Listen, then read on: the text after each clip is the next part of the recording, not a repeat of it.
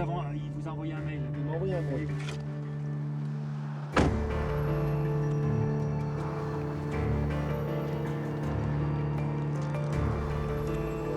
Bonjour. Pardon. Bonjour à vous. Quasi spontanément. Bah, au bout de 5 minutes d'audition, quoi. Je pensais pas que c'était... Voilà, il a dit que... Il sait pas ce qui était passé par la tête. Maintenant, elle dit que ça... Et il reconnaît la réitération. Non, la réitération, il ne la reconnaît pas. Il reconnaît un seul rapport. Voilà, un seul rapport. Vaginal, il ne reconnaît pas le reste. Fellation, il ne reconnaît pas. Anal, il ne reconnaît pas. Et il ne reconnaît pas le reste. Mais, enfin, je vais le reprendre cet après-midi. Mais, il a un avocat là Non, il n'a pas voulu d'avocat. Pas souhaité l'avocat. Pas souhaité l'avocat. Il a dit qu'il nous attendait parce que ça le soulageait. Hein, ça faisait 8 ans qu'il attendait ça. Je suis procureur de la République. Vous êtes en garde à vue depuis hier 15h ici au commissariat. C'est M. Rémy, donc de la brigade de sûreté urbaine, qui gère votre garde à vue. La question est de savoir, puisqu'elle se termine à 15h aujourd'hui, cette garde à vue, s'il y a lieu de prolonger ou pas cette garde à vue d'un deuxième délai de 24 heures. Ça ne pourra pas être prolongé au-delà. La garde à vue fait 48 heures maximum. Il se trouve que l'enquête n'est pas tout à fait terminée. Et en parallèle, faire des investigations sur votre personnalité à vous, pour comprendre comment se fait-il que ce tabou de l'inceste, cet enfant que vous aviez reconnu, qui était juridiquement votre enfant, et vous vous comportiez vis-à-vis d'elle comme son père, pourquoi vous avez eu un rapport sexuel avec cette gamine qui avait moins de 15 ans? Donc il faut qu'on comprenne, au-delà des faits, la raison du passage à l'acte. Bon, là, les faits sont anciens. C'est à vous de voilà, donnez-nous votre version aujourd'hui, et puis on verra demain. D'accord? Au revoir, monsieur.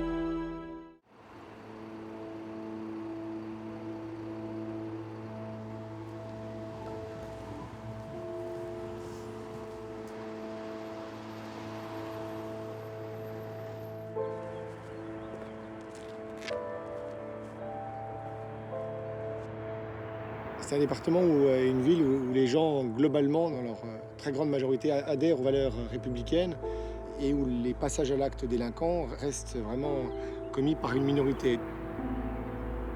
Il y a une vraie problématique départementale, mais qui touche tout le Grand Est de la France et également le Nord-Pas-de-Calais, c'est la proximité de nos régions, essentiellement avec les Pays-Bas, qui reste une des plaques tournantes de la revente de l'héroïne qui provient principalement d'Afghanistan. Crée des vrais ravages en termes de santé publique, des ravages évidemment avant tout pour les toxicomanes, et puis génère de la délinquance. Ils ne pensent plus à autrui, ils sont tellement obnubilés par la nécessité de se fournir leur dose d'héroïne, eh bien qu'ils en viennent à commettre des faits parfois graves. On réalise qu'ils sont totalement centrés sur eux-mêmes et sur leur nécessité de se fournir le produit. Donc oui, c'est un produit épouvantable.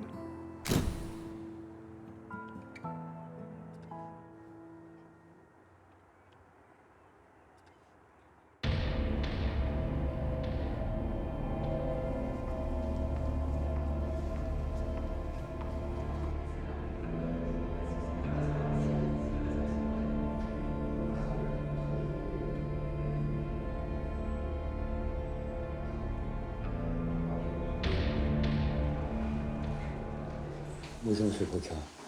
Comment s'est passée la nuit? La nuit? Ouais. Vous avez votre clope hier? Normalement. Vous avez eu la cigarette hier ou pas? Oui, merci. Ouais. Bon. On continue la procédure. Donc, comme je vous l'avais déjà indiqué hier, hein, là je le redis en présence de votre avocat, donc je fais une procédure de comparution immédiate sur ces faits. Juste pour vous dire, au final, ce que je vous reproche et pourquoi je vous fais passer en comparution immédiate, donc c'est des violences aggravées n'ayant pas entraîné d'incapacité totale de travail. En fait, je vous reproche d'avoir éclaté un verre sur la tête de monsieur Harry en étant sous l'emprise de l'alcool. D'accord? De violences aggravées par deux circonstances. Le fait de prendre un verre, de vous casser un verre sur le visage, Première circonstance Casser, aggravante. c'est mieux, éclater, c'est... Non, un peu j'ai mis violent, en quoi. brisant un verre dans la qualification développée. Excusez-moi de vous reprendre, parce que Il y a- éclater, Il n'y a pas de souci, monsieur Vina. Donc le verre s'est brisé, effectivement, le monsieur il a eu 4 points il de, fait 4 pas points de 0 suture. jour d'ITT, quoi. Et la deuxième circonstance, c'est que le fait que vous aviez bu, que vous étiez sous l'emprise d'un état d'ivresse qui était manifeste. Voilà, c'est ça que je vous reproche, Oui, et c'est ça que le tribunal aura c'est à pour ça. juger demain. mais qu'on fasse vite, parce que, Ouais, s'il vous plaît. je prends un peu le temps quand même, non, monsieur Vina? Bah ouais, mais je connais... Oui, mais j'essaye. Alors, si vous voulez qu'on aille vite, vous me laissez dérouler, s'il vous J'ai plaît. compris. Ok. Est-ce que vous avez des déclarations à faire? Est-ce que Rien à vous- rajouter. Rien à rajouter. Alors, moi je demande jusqu'à Oui. demain après-midi Ma 13h30. mise en détention. Exactement. Ben, on y va ou pas? C'est pas moi qui le décide, Non, monsieur. je puisse me doucher, fumer une cigarette, D'accord. boire un café. C'est le juge des libertés. Vous êtes bizarre, Épinal. Comment ça, vous êtes Pourquoi bizarre? je suis revenu, moi? Je sais pas, Comment moi. ça se passe à Vous avez vu Toulon? la procédure, Comment ça se passe à qu'elle Toulon? prend pour- Ça se passe comment à Toulon? Ouais, ben, en tout cas, différemment. C'est-à-dire? Je resterai poli avec vous, avec tout le respect que je vous dois. D'accord. C'est bon. Vous, oui, alors Je vous demande. disiez. Voilà, je demande à ce que vous soyez en détention provisoire jusqu'à demain, votre Ouais. passage à l'audience. Ok. Pour votre client, donc je demande à ce que monsieur soit placé en détention parce que j'estime qu'il y a un risque de renouvellement de l'infraction.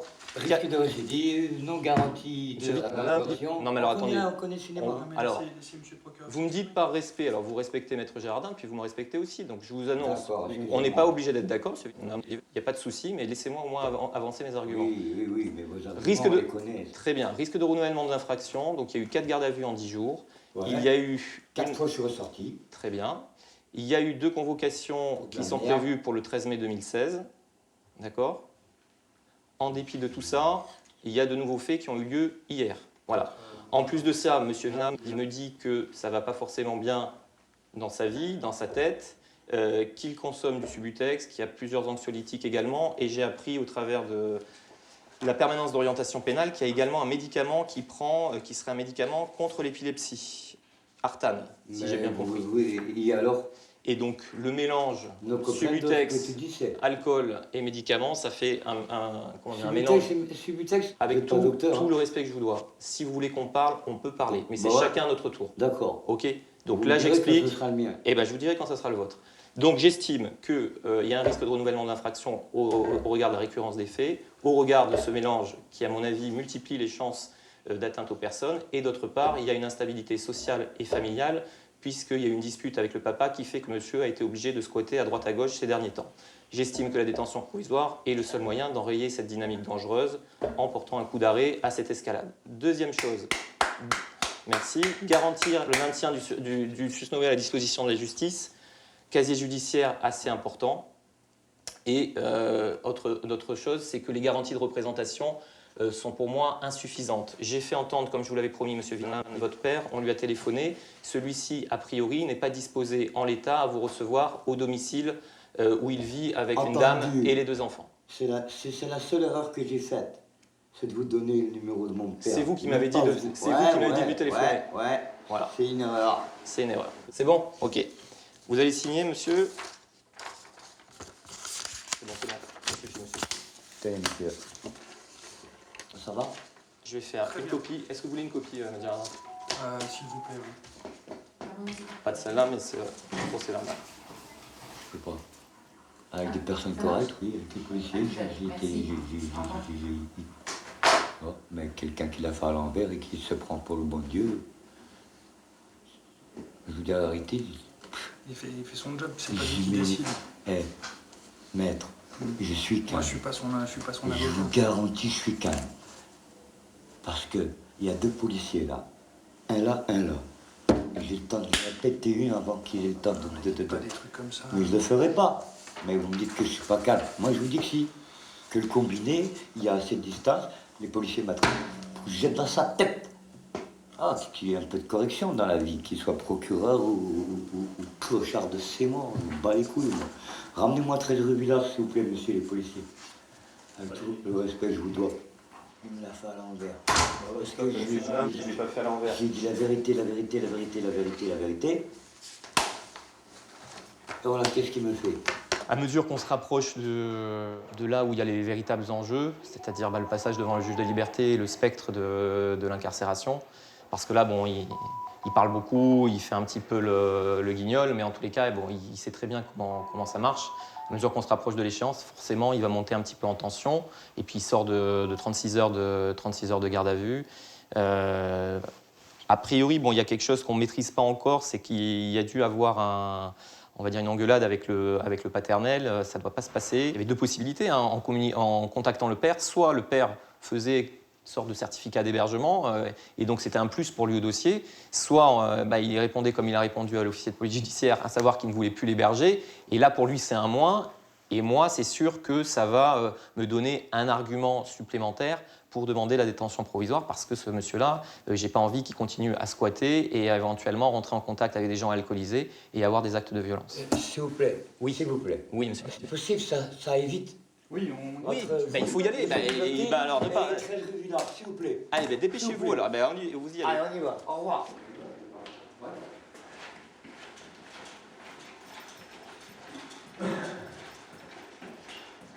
Bien. Donc, monsieur, j'ai décidé de vous placer en détention provisoire, conformément aux réquisitions du procureur de la République, D'accord. jusqu'à demain. Vous allez juger dès demain. Oui. C'est l'avantage, c'est que c'est rapide. Oui, on peut y aller Alors, il faut juste que je vous fasse signer rapidement. S'il vous plaît. rapidement. Hein, Ouais. Voilà. Le signe. Ici, s'il vous plaît. Oui. C'est pas que ça me plaît, mais... Non, mais je comprends. Alors, vous avez déjà été incarcéré. Oui. Est-ce que vous avez des problèmes de santé? Oui. Oui. Hépatite C, sous-traitement. Subutex, Valium, diazépam, Artan. Suite.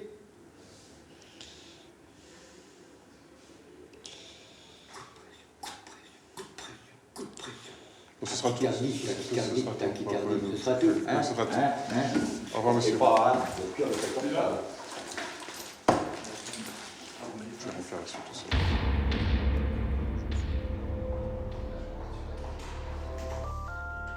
Oui, allô? C'est ça. Oui. Il lui a roué de coups et lui, il a trouvé juste le couteau pour se défendre. Voilà. Donc ils se font face, chacun lève l'un sa machette, l'autre son En fait, tube de... chacun brandit son arme. Le refus d'obtempérer, il le reconnaît? Ils étaient censés être dans une partie à 3, si j'ai bien compris. C'est ça.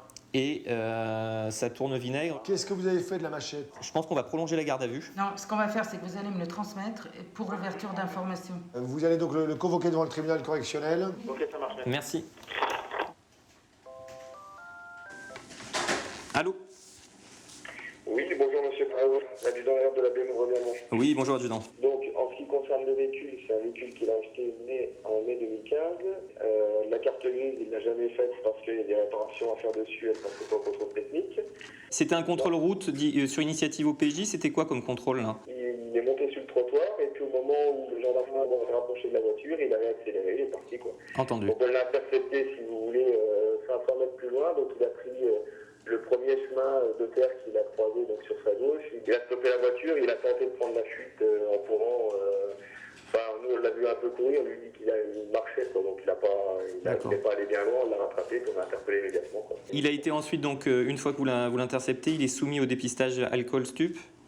Les deux, voilà. Les donc, deux. alcoolémie négative, stupéfiant, tout de suite positif, il reconnaît tout de suite qu'il a fumé un joint 2-3 heures avant de prendre la route. Quoi. Son avocat lui a conseillé la prochaine fois qu'il était susceptible de se faire contrôler sur la route, de ne pas s'arrêter. Et donc il pourrait bénéficier s'il n'est pas intercepté, du bénéfice du doute et que ça jouerait en sa faveur. Vous l'avez noté dans l'audition, ça, que c'est sur conseil d'un avocat? D'accord.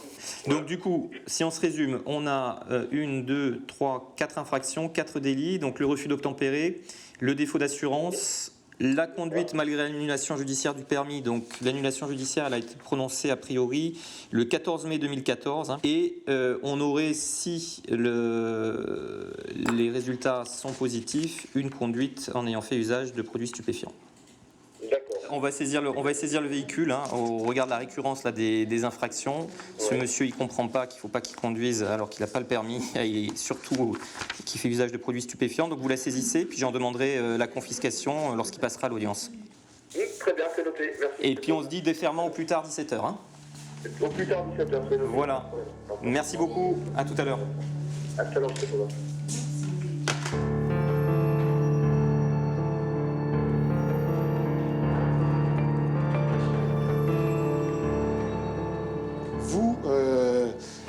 rentrez chez vous, manque de chance, vous trouvez votre femme au lit avec quelqu'un d'autre. Non mais, 5 minutes avant de rentrer chez vous, jamais vous n'auriez imaginé que vous alliez tuer quelqu'un. Et puis là, parce que vous êtes sanguin et qu'il va y avoir un enchaînement, alors le fusil, c'est ou un coup de couteau, ou je sais pas, une paire de ciseaux qui est là, vous lui donnez un coup de couteau dans le cœur, vous le tuez. Mais sans du tout avoir pensé à mal quelques secondes après. C'est la situation qui va créer un conflit dans votre tête et qui va vous amener à commettre ce geste irréparable. Bon. De la situation tout à fait différente, vous apprenez que votre femme vous trompe et vous allez mettre en place tout un stratagème pour aller tuer l'amant qui... donc là, c'est plus grave parce qu'il y a vraiment une volonté déterminée, réfléchie de donner la mort à quelqu'un. D'où une aggravation. Bon. Voilà les crimes. Qu'est-ce qu'on a d'autre comme crime? Les viols, tous les actes de pénétration sexuelle, et puis un dernier type de... Oui, mais... Ah oui, enfin bon, donc voilà, les meurtres aggravés, et puis, exactement, les braquages et les vols à main armée, qui sont des crimes. Voilà les 3 grandes catégories de crimes. Ensuite, qu'est-ce qu'on a en dessous des crimes? La loi, depuis quelques années, a ajouté des peines ou des mesures alternatives dans le panel, j'allais dire, disponibles dans la réponse pénale possible à la main des procureurs. Ça permet de sortir de cette caricature où le parquet va demander au tribunal une sanction qui va passer pour les faits les moins graves à des amendes, des suspensions de permis de conduire, à de l'emprisonnement pour les faits les plus graves. Ces stages permettent également de faire appel à l'intelligence des personnes qui ont été convaincues d'avoir commis des faits de conduite sous l'empire d'un alcoolique ou d'avoir usé de produits stupéfiants, d'avoir outragé, là en l'espèce pour les stages de citoyenneté, une personne. Je prends un couteau, je vous donne un coup de couteau dans le bras, là ça devient un délit. Si je vous le donne au niveau du cœur, même si je ne vous tue pas, on va pouvoir considérer que c'est même un crime parce que j'ai tenté de vous tuer. Si je vous le donne dans le bras, c'est que je n'ai pas voulu vous tuer, sinon j'aurais tapé dans le cœur. Mais en vous tapant, vous donnant un coup de couteau dans le bras, je commets un délit cette fois, parce que là, ce n'est pas une violence simple, c'est une violence avec arme.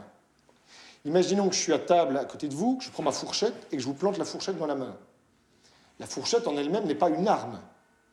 Bon, mais le coup de fourchette, il va faire autrement plus mal qu'un coup de poing, une tape sur la main que je vous ai donné. Donc voilà typiquement un exemple où il a fallu que le juge, par rapport à un texte de loi général qui définit les violences avec armes, mais qui ne définit pas ce que c'est que les armes, ou alors il faudrait une litanie, eh bien le juge doit interpréter est-ce que le coup de fourchette dans la main, ce sont des violences simples ou des violences avec armes. Vous avez le droit de ne pas être d'accord avec la décision qui est prononcée par un juge. Un juge, il peut se tromper. On peut considérer qu'il a eu la main trop lourde sur la peine. On souhaite que l'affaire soit réexaminée par d'autres juges. Et donc, qu'est-ce qu'on peut faire par rapport à une décision qui est rendue? On peut faire appel. Et donc, c'est une nouvelle juridiction qui va être amenée à statuer. Donc, c'est la cour d'appel. Si on fait appel, ça peut tourner en notre désavantage en fait. On peut prendre plus que ce qu'on devait prendre. Alors, c'est nous qui faisons appel. C'est le procureur qui fasse appel. Alors, c'est une excellente question. Quand le procureur fait appel, la décision est mise à néant, la décision rendue par la première juridiction, et donc la cour d'appel réexamine le dossier dans sa globalité. Il appartient en fait à chaque juridiction, à chaque parquet, eh bien, de réfléchir en fonction des ressources locales, des personnes qui vont être susceptibles d'intervenir, de ce qu'on va mettre dans ces stages de citoyenneté. Certaines juridictions ont fait le choix de faire visiter une maison d'arrêt, peut-être pour dissuader les gens de continuer dans la voie de la délinquance. Nous, ici à Épinal, on a fait le choix d'être vraiment dans une dimension plus pédagogique de réflexion. On a un philosophe qui intervient sur qu'est-ce que c'est qu'être citoyen, un élu de la République qui vient nous parler de son engagement citoyen, en fait, au service des citoyens. Il y a donc un module sur la justice, comment fonctionne la justice. L'idée n'étant surtout pas d'être dans des cours magistraux, mais d'être dans un temps d'explication pour ensuite partir beaucoup plus sur des phases de débat. Pour des infractions, est-ce qu'un délinquant routier, il faut rapidement l'envoyer en prison ou pas? Est-ce qu'un petit voleur, il faut tout de suite l'envoyer en prison? Ça mérite un vrai débat. Il faut connaître le système américain, c'est que... alors il y a une expression que j'ai oubliée, mais au premier coup, tu as une chance, et au deuxième coup, on a dit, tu es sorti du jeu. C'est-à-dire que si, au deuxième, dans certains États, au deuxième, au troisième fait que vous commettez, mais ça peut être un vol de pommes, hein, vous prenez 10 ans de prison. Bon. C'est pourquoi pas, mais c'est des systèmes extrêmement brutaux, et la prison, pour les petits délinquants, c'est l'école du crime. Bonne fin de journée à vous.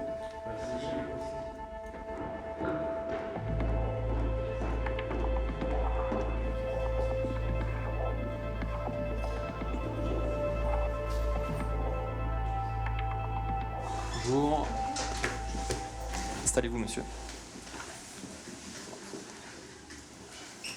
Bien.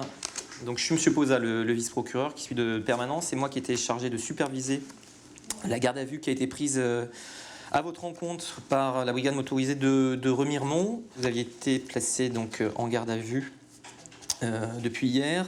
On vous reprochait des faits de conduite malgré annulation judiciaire du permis de conduire, de conduite en ayant fait usage de stupéfiants, de défaut d'assurance et également de refus d'obtempérer. A priori, vous avez reconnu ces faits. Je vous ai fait notifier par l'intermédiaire donc des gendarmes une convocation en audience correctionnelle pour le 26 mai 2016 pour ces faits. Je vous fais observer que vous comparaîtrez en état de récidive légale pour l'ensemble des infractions qui vous sont reprochées. D'accord ? Parallèlement à ça, j'ai regardé votre casier judiciaire. Sur le casier judiciaire, monsieur Klein, il y a déjà 3 condamnations pour des faits analogues.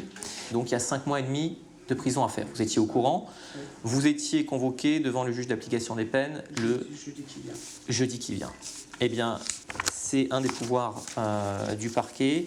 Cette convocation n'aura pas lieu puisque le fait que vous ayez recommencé et recommis de nouveaux faits fait que je vais mettre à exécution les peines qui ont été prononcées dont je viens de vous faire état. D'accord ? C'est un article du code, c'est l'article 723-16. Si vous commettez de nouveaux faits, d'abord, qui peuvent créer un danger pour les personnes, la conduite stup, la conduite malgré annulation, c'est quelque chose comme ça, le parquet peut ramener à exécution ces peines. J'ai pas d'autre choix, monsieur Courel, parce qu'a priori, il n'y a pas grand-chose qui vous fait prendre conscience qu'il ne faut plus prendre le volant. Là, je prenais plus le volant, justement. Là, Sauf j'ai que... voulu la faire rouler, parce que depuis le mois de janvier, je l'avais pas fait tourner. Et j'ai voulu la faire rouler un petit peu, quoi. Voir ce qu'il y avait à refaire dessus avant. C'est à peu près toujours la même explication qu'on me donne, quoi. Hein. Et là, ça fait quand même la 4e. Bien fort, oui. Hein. Donc, je peux pas vous faire... Vous pouvez remarquer aussi pour les stupéfiants, j'ai diminué vachement, quoi. Si vous continuez à consommer et que vous prenez le volant, on retrouvera toujours une conduite en ayant fait usage de stupéfiants. Le parquetier, il n'est pas payé à envoyer les gens en prison, hein. C'est pas son boulot. Simplement, en termes de cohérence, qu'est-ce que je fais ? On a tout essayé. Et malgré tout ça, vous reprenez le volant et vous vous faites interpeller. Alors, vous allez signer à côté de moi.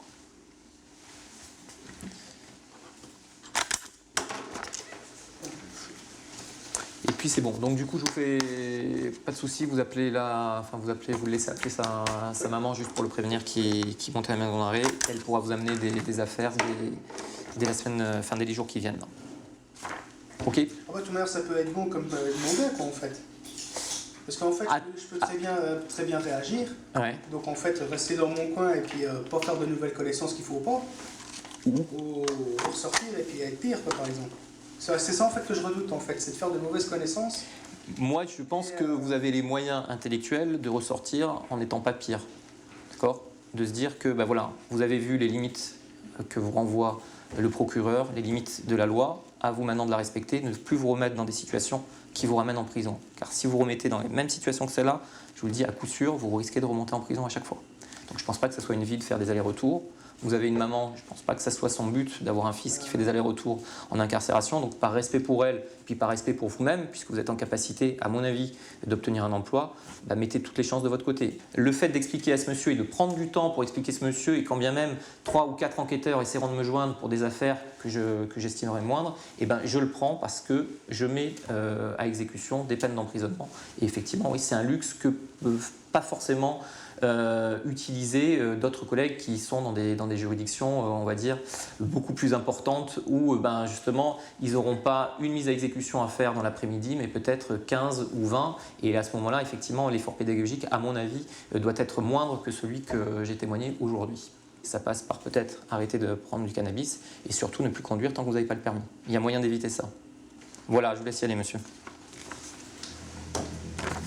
Au revoir, monsieur.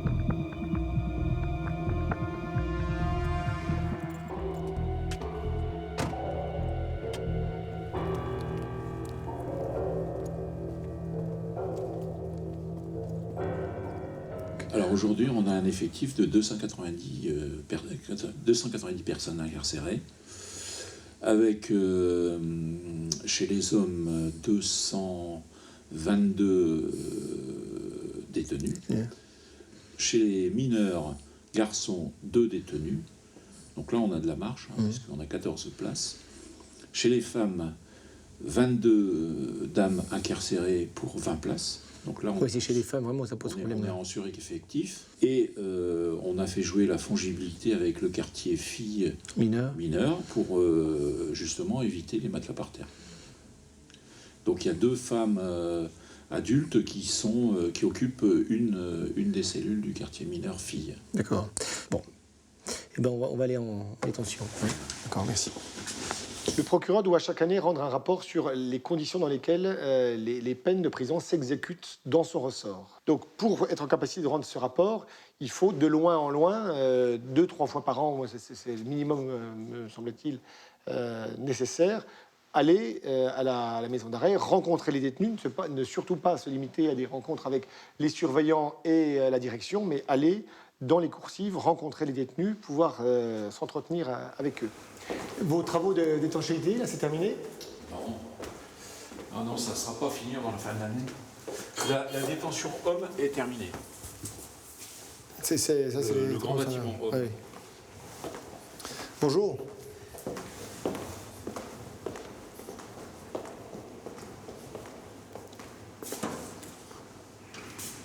Oui, mais c'est le principal bâtiment là, sur lequel il y a des enjeux. Allez-y. Oui, mais vous savez, il y a une série de petites toitures, pardon.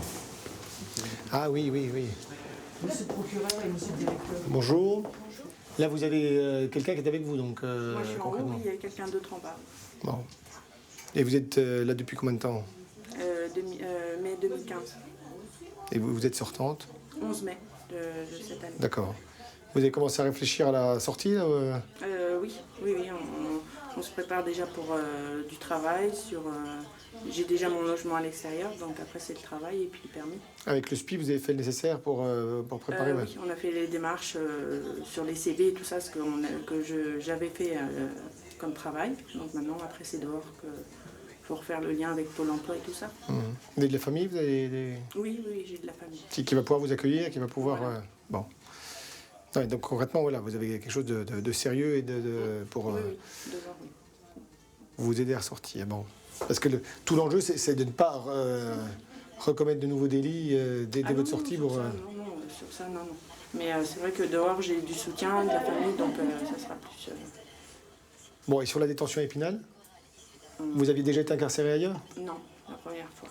Bon. En tout cas, c'est propre, c'est bien. Très bien. Bonne réussite à l'extérieur. Non, mais Oui. le plus dur est devant vous, là, concrètement. Oui. Au revoir. Au revoir. Au revoir.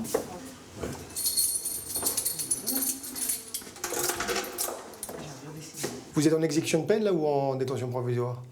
Non, je suis condamnée. Vous êtes condamné, d'accord. Et comment ça se passe? Donc vous avez une cellule seule?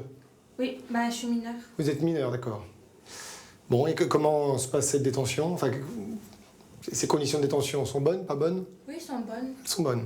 C'est vrai que globalement, là, c'est bien. En tout cas, vous êtes respectueux de la cellule. Ça fait combien de temps que vous êtes là? Dans cette cellule? Oui. Je dirais 1 mois, 2 mois.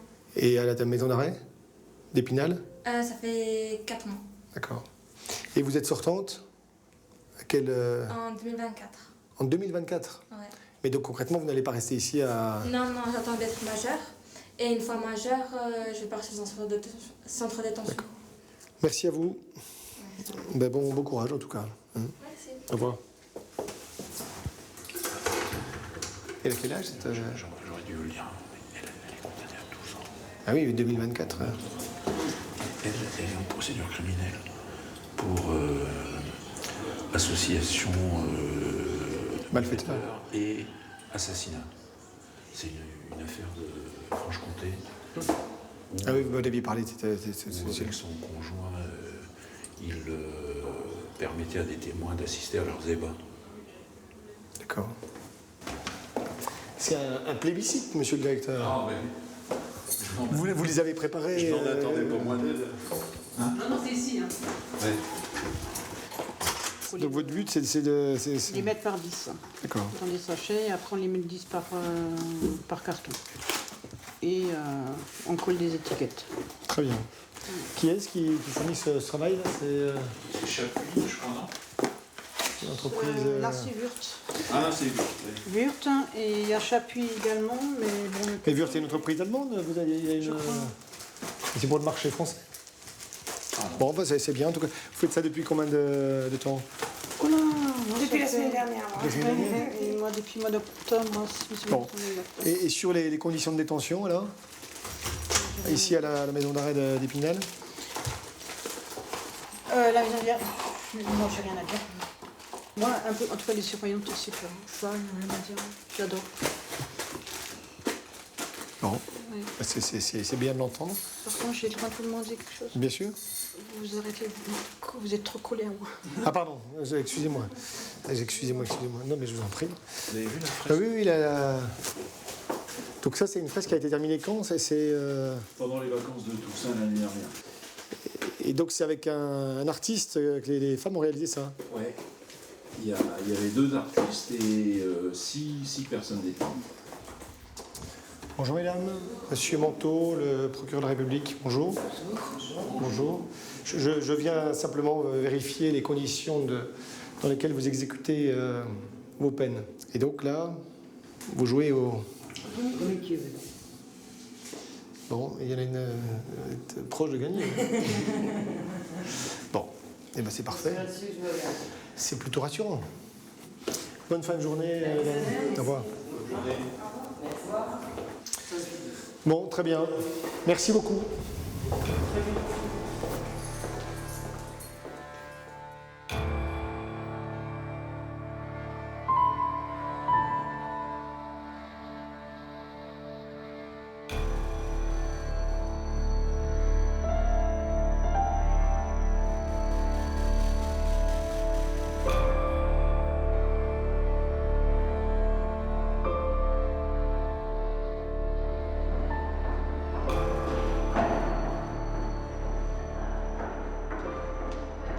Donc, nous nous voyons toutes les trois pour faire le point sur le téléphone grave danger qu'on vous a mis à disposition le 18 décembre 2015. Déjà, je voulais savoir comment vous alliez. Ben voilà, la situation est toujours compliquée à vivre. Au quotidien, il a tenté de reprendre contact avec vous? Il est interdit de contact? Oui, alors jusqu'à présent, c'était pas le cas. Jusqu'à il y a une quinzaine de jours, c'était déjà une fois au mois de février, où il a contacté l'huissier de justice pour lequel, en fait, une procédure de paiement direct a été mise en place parce qu'il y avait un non-paiement de la pension alimentaire de plus de 4 mois de son côté. Donc il m'a fait parvenir un courrier qu'il avait adressé à l'huissier, dans lequel il m'envoyait copie avec des propos à nouveau indiquant que j'étais quelqu'un de manipulateur. Voilà. Et puis il y a donc une quinzaine de jours, j'ai reçu un SMS le soir, le lundi 18 avril. Sauf que c'était pour me réclamer de l'argent. Et puis le mercredi qui a suivi, donc le 20 avril, il se trouvait devant l'école de notre fils. Et puis le soir même, après avoir récupéré donc mon bébé chez ma mère, il était devant son domicile, portail fermé, sur le trottoir. Et il nous attendait avec un appareil photo. Il nous a pris en photo en passant devant chez lui. Ouais, donc c'est une pression constante. Voilà. Les enfants l'ont vu? Oui. Donc en fait, vous avez le téléphone depuis le 18 décembre et vous est attribué pour une période de 6 mois, comme on avait dit. Donc ce qu'on se posait la question, c'était la prolongation au-delà du 18 juin. Donc vous avez 3 enfants et vous habitez en maison individuelle. C'est ça. Et l'idée était de vous aider et de vous soutenir et de pouvoir appeler en urgence un service en cas où il y avait un nouveau passage à l'acte suite aux premières violences. C'est ça. Donc le téléphone, il y a un petit Voilà, le système derrière, ici, que je tire, qui permet de tirer. C'est ça. Et là, vous êtes en relation Avec Mondial Assistance. Régulièrement, vous faites des essais? Tous les 15 jours, il y a les essais, effectivement. Donc c'est eux qui vous contactent? Ils me contactent déjà par SMS, 2 jours avant, et puis après, effectivement, je fais l'essai. Alors, ils me contactent sur ce téléphone et à la fois sur mon téléphone portable personnel.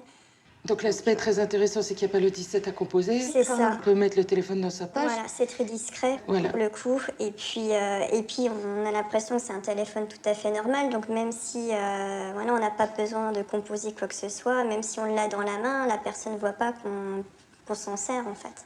On essaye, au fur et à mesure, quand on tient la permanence parquet, nous, les différents parquetiers du parquet, de repérer les cas, les situations graves où une femme ou un homme paraît en danger, victime de violences conjugales. Et on se rend compte qu'on a affaire à des femmes, souvent, mais vraiment dans un état psychologique assez questionnant, et en ayant perdu confiance en elles, et ayant besoin vraiment de cette béquille, de ce téléphone, qui leur permet de se reconstruire. Je vous vois avec les larmes aux yeux. Oui, parce que c'est difficile. Oui. Il y a des jours où voilà, on ne craque pas, puis d'autres jours où c'est plus dur. Beaucoup de choses qui remontent, et puis quand... ce que je disais, là, on a eu quelques mois un peu de tranquillité, et puis quand les choses se rappellent à vous, on est toujours en train de tendre le dos, de se dire qu'est-ce qu'il va imaginer encore. Les choses arrivent, c'est vrai qu'on a déjà eu des réponses, et heureusement, par la justice, mais c'est vrai que... on tend toujours le dos, quoi. Puis... C'est le principe du harcèlement, hein. Ah bah oui, on pense être tranquille. Ce que je disais tout à l'heure avant d'arriver, c'est que je suis dans la rue, voilà, je suis toujours en train de regarder partout s'il n'est pas derrière. Et les enfants font même de même aujourd'hui, surtout la grande qui est vraiment très marquée, qui se demande si son père est pas dans le coin. Enfin, c'est la panique sans arrêt. Ma mère, c'est pareil. Enfin, j'ai toute ma famille qui a appris aussi beaucoup. Donc on va proposer la prolongation pour 6 mois. D'accord. Madame Vert vous tiendra au courant. Oui, entendu. Voilà. Merci. Merci, au revoir, madame. Merci. Au revoir.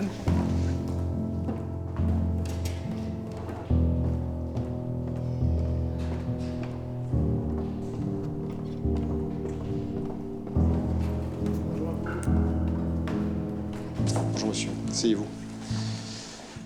Bien, je suis monsieur Manteau, donc le procureur de la République. Le 26 mars, là, vous avez il était 1h30 du matin environ. Vous étiez passé sur un pont au-dessus de la 4 voies.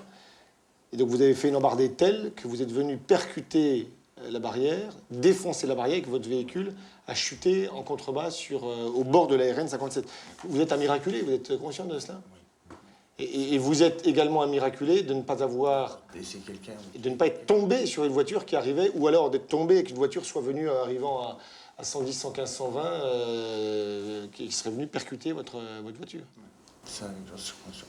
Que vous buviez, j'allais dire, ça c'est pas interdit, c'est un gros problème de santé. Vous faites du mal en consommant d'importantes quantités d'alcool comme ça, mais pourquoi vous avez repris le volant ce soir-là ? Quel était l'impératif de reprendre la voiture à 1h du matin le 26 mars ? C'est vrai que... c'est vrai. Sur le moment, j'ai pas réfléchi. Le problème, monsieur Marin, c'est que, effectivement, une fois qu'on est à 2,24 g, on ne réfléchit plus. Mais c'est avant de commencer à boire qu'on doit réfléchir. Où est-ce que je vais en voiture ? Enfin, si je vais à un endroit... Alors, non, mais déjà, on prend le problème à l'envers. Comment se fait-il que vous étiez au volant d'un véhicule ? Votre permis a été annulé. Est-ce que l'annulation fixait un délai avant lequel vous ne pourriez le solliciter, quelques mois ? Donc, à partir du milieu de l'année 2015, vous pouviez repasser les épreuves du permis de conduire. Pourquoi ne pas l'avoir fait ? Parce que j'avais pas eu l'argent avant, et puis j'avais fait les 3 mois de prison. Enfin, vous avez la chance d'être hébergé chez vos parents, vous avez ce soutien familial. L'annulation du permis de conduire, ce n'est pas repasser les épreuves de conduite, et c'est celle-là qui coûte cher, c'est de repasser les épreuves du code. Le code, ça coûte pas cher. Hein, faut pas Le code, c'est surtout acheter un petit livre, retravailler les épreuves. Pourquoi pas avoir repassé les épreuves ? Vous travaillez pas, vous avez du temps libre. Donc c'est le procès-verbal qu'on appelle d'interpellation par lequel j'ai revu avec vous votre identité. Je vous notifie les 2 faits dont je saisis le tribunal correctionnel qui vous jugera cet après-midi. Le fait que Maître Bonnet a été avisé et les 2 réponses à vos questions, si vous voulez relire ce PV. Voilà, vous pouvez ramener dans les geôles. Le conseiller pénitentiaire doit être déjà là en bas, donc s'entretiendra avec le monsieur pour faire le rapport. Tout à l'heure.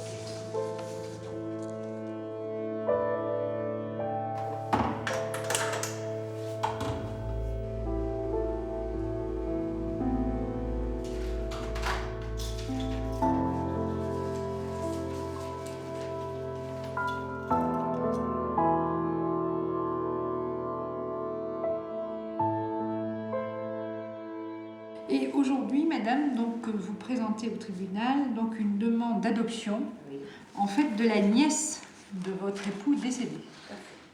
C'est bien ça. Donc, vous êtes...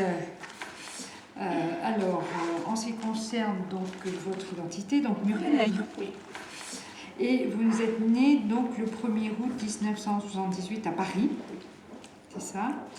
Et vous êtes donc la nièce de Monsieur Pont. En fait, vous êtes la fille de sa sœur décédée. Donc, votre mère est décédée. Et en ce qui concerne votre père, inconnu.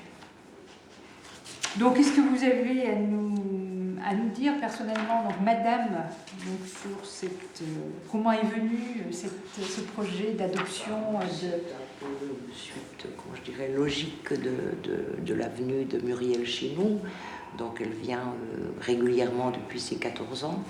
Donc, chaque vacances, chaque année, elle fait tous ses petits malheurs, toutes ses petites joies, elle les partage avec nous. Elle est toujours avec nous. Et puis c'est vrai, ce qui m'a fait un petit peu prendre conscience que je pouvais aller plus loin, c'est, bon, après le décès de mon mari l'année passée, j'ai ma fille aînée qui a passé son doctorat en sciences sociales. Et c'est vrai que dans la préface, elle a dédié son ouvrage à son papa et à ses sœurs. Et elle a cité Muriel comme sa sœur. Et c'est vrai que j'ai voulu aller plus loin et officialiser la démarche. Alors, il faut savoir que tous les 3 mois, nous allons, nous les magistrats, en audience de la Chambre civile, qui a lieu de façon régulière dans tous les tribunaux de France, sachant que nous, c'est tous les 3 mois, puisque le nombre de dossiers n'est pas si important que ça. Malgré tout, chaque audience est particulièrement chargée.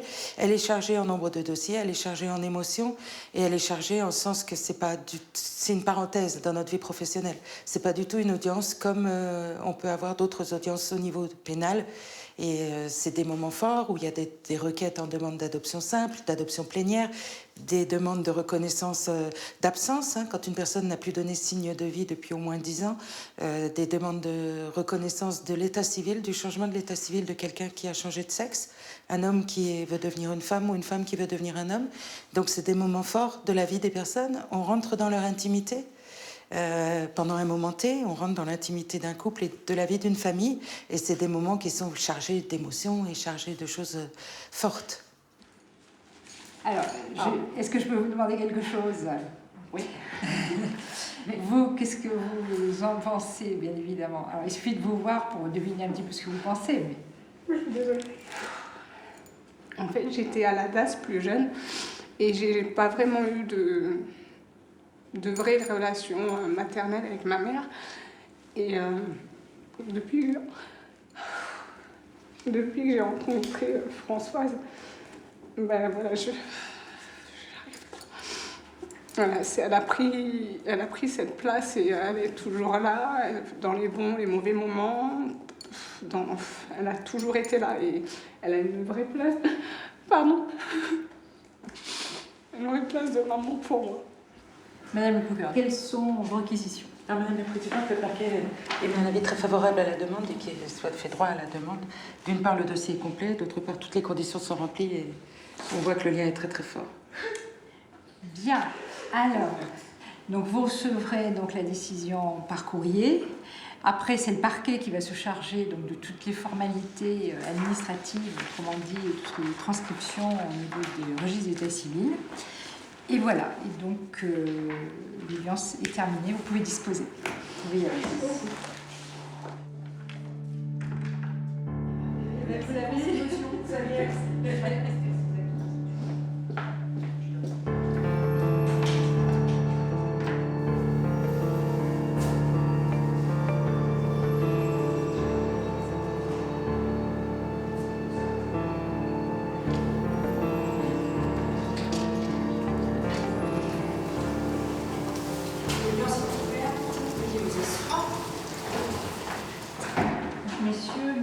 rapprocher peut-être du micro, monsieur, s'il vous plaît.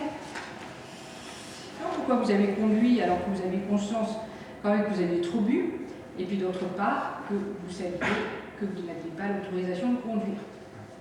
Bon, vous aviez une idée de la vitesse à laquelle vous circuliez pour provoquer, j'allais dire, un tel choc, parce que vous auriez pu heurter la rambarde et rester fiché dans la rambarde. Mais pour passer par-dessus, il fallait circuler quand même à une certaine vitesse, j'imagine.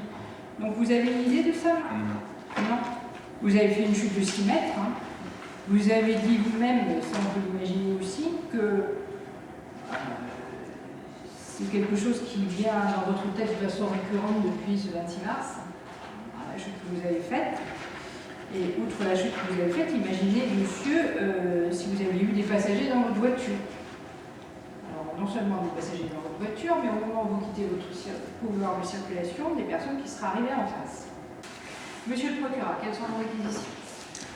Madame le Président, Mesdames du tribunal, les faits sont donc parfaitement constitués. La question de la peine se pose vraiment quand on se penche sur la personnalité de M. Pré. S'il avait eu un caractère un peu plus fort, jamais il n'aurait connu les juridictions correctionnelles. Jamais. Quelle est la faille dans son histoire personnelle qui va l'amener à une dégringolade dont on ne voit pas la fin jusqu'à aujourd'hui? C'est l'héroïne. C'est l'héroïne. Ce cancer social, ce fléau social que le département connaît, d'un homme qui est cariste, qui a un CDI, mais qui, par fragilité psychologique, va commencer à consommer de l'héroïne. Et puis, on peut se fournir facilement et rapidement de l'héroïne à bas coût en Hollande, va partir en Hollande, et puis va être grisé par ce jeu, et va recevoir des commandes toujours plus importantes, et va importer en France des quantités toujours plus importantes d'héroïne, et va se retrouver condamné à 3 ans d'emprisonnement en 2011. L'incarcération, le début de la descente aux enfers, il perd son travail, l'addiction à l'héroïne est présente, et toute la succession d'infractions qui vont en découler, puisqu'il va additionner à son addiction à l'héroïne une addiction à l'alcool après sa sortie de prison, première conduite sous l'empire d'un état alcoolique, deuxième conduite sous l'empire d'un état alcoolique, et enfin ce nouveau fait de conduite malgré annulation et de conduite sous l'empire d'un état alcoolique en état de récidive légale. Je crois qu'on ne pourra pas éviter aujourd'hui une nouvelle phase d'incarcération. En tout cas, ce sera le sens de mes réquisitions, parce que c'est sa vie qu'il met en danger en consommant de l'héroïne et en consommant de l'alcool comme ça, mais c'est également la vie des autres usagers de la route qu'il met en danger. Et ça, la société eh bien, doit renvoyer un signal à M. Pinret. Ce n'est pas possible que vous jouiez à la roulette russe comme ça, en prenant le volant à 2,24 g, en pouvant être à l'origine de la mort d'une mère de famille, d'enfants, de pères. C'est pas admissible et c'est pas supportable. Pour autant, vous devrez aussi lui renvoyer un signal, et je crois que nous devons toujours espérer. Je ne veux pas dire aujourd'hui, cette fois, monsieur, c'est la 6e fois, c'est terminé, vous irez toute votre vie en prison. Je crois que tout homme peut changer, toujours, à condition d'en avoir la volonté, à condition d'être aidé. Vous avez, vous, la chance d'avoir une famille qui manifestement vous soutiendra encore si le tribunal vous envoie en détention, et c'est la raison pour laquelle je requiers, Madame le Président, Mesdames du tribunal, que M. Pinret soit déclaré coupable de la totalité des faits qui lui sont reprochés, qu'il soit condamné à une peine d'1 année d'emprisonnement, dont 6 mois assortis d'un sursis avec une épreuve pour une durée longue, 3 années. Il faut le suivre au long cours, M. Pinret, avec une obligation de soins, une obligation de suivre une formation ou d'exercer un travail et une interdiction de fréquenter des débits de boissons. Aucune interdiction en ce qui concerne le permis de conduire. Je crois qu'aujourd'hui, il faut qu'il repasse le code, qu'il retrouve la capacité de conduire. En ce qui concerne la peine d'emprisonnement ferme, 6 mois, et je vous demande d'assortir cette peine d'emprisonnement d'un mandat de dépôt. Bien, l'affaire est mise en délibéré. Le tribunal se retire pour délibérer sur ce dossier. L'audience est suspendue.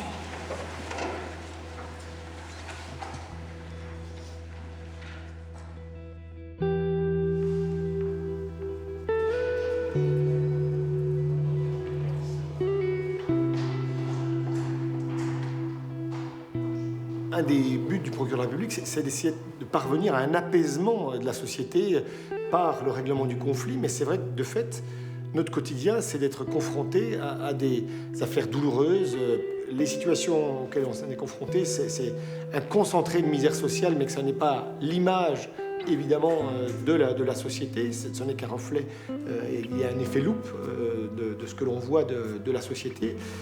J'ai vraiment, avec maintenant 20 ans de recul, 20 ans d'exercice professionnel, la conviction que ce métier était vraiment le métier que je rêvais de faire plus jeune.